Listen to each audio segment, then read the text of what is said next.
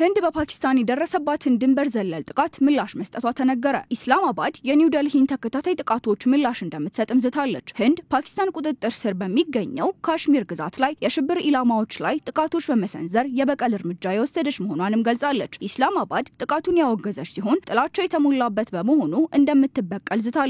ኒው ዴልሂ ቢያንስ 9 ኢላማዎችን ሮብ ዕለት የመታች ሲሆን ህንድ ጥቃቱ ኢላማ ያደረገው በሽብርተኛ ካምፕ መሆኑን ደጋግማ ስትገልጽ ቆይታለች። ህንድ በጥቃቷ ሽብርተኛ ካምፖችን እንደመታች ብትገልጽም ፓኪስታን ግን ድርጊቱ ንጹሃን ላይ ያነጣጠረ የበቀል እርምጃ ነው በሚል መልሳ እንደምትበቀል እያስጠነቀቀች ነው። ድርጊታችን ትኩረት የተደረገና የተመጠነ ነው የምትለው ህንድ የፓኪስታን ወታደራዊ ተቋማት ኢላማ አልሆኑም ብላለች። ህንድ በፓኪስታን ላይ የወሰደችው እርምጃ በጥንቃቄ የተሞላ መሆኑን ብትናገርም ፓኪስታን ግን የህንድ ድርጊት የታሰበበትና ሆን ተብሎ የተፈጸመ ነው በሚል ተቆጥታለች። ህንድ በጥቃት እርምጃዋ ጥንቃቄ መውሰዷን በኢላማዎቿ ምርጫና ዘዴዎች ጥንቃቄ ማድረጓን የህንድ መንግስት በመግለጫው ላይ አስፍሯል። የፓኪስታን ጠቅላይ ሚኒስትር ሼህባዝ ሸሪፍ የህንድን ዘመቻ የፈሪ ድርጊት በሚል የገለጹት ሲሆን ኢስላማባድ በኃይል የመመለስ መብት እንዳላት አስረግጠው ተናግረዋል። ህንድና ፓኪስታን በድሮን ጥቃት እርስ በርስ የተካሰሱ ሲሆን አንዱ በሌላው ጥፋት እያሳበበ ነው። የፓኪስታን ጠቅላይ ሚኒስትር ሸሪፍ ህንድ ጀቶች በመጣል ለጥቃቷ ምላሽ መስጠቱን ቢገልጹም ህንድ ለፓኪስታን መግለጫ ምላሽ አልሰጠችም። ፓኪስታን እንዳለችው በካሽሚር በጥቃቱ 31 ሰዎች የተገደሉባት ሲሆን 57 ሰዎችም ተጎድተዋል። የህንድ ጦር በበኩሉ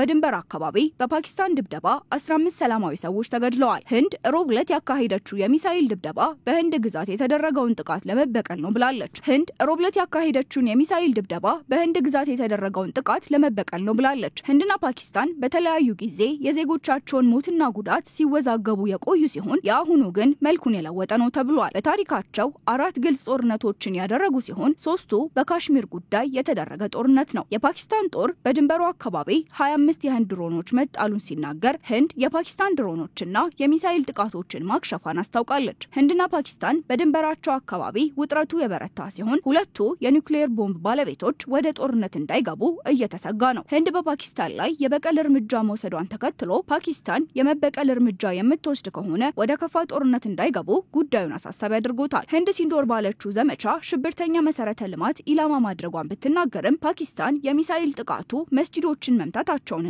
ሰላማዊ ዜጎችን መግደላቸውን ግልጽ የጦርነት ድርጊት ነው ብላለች።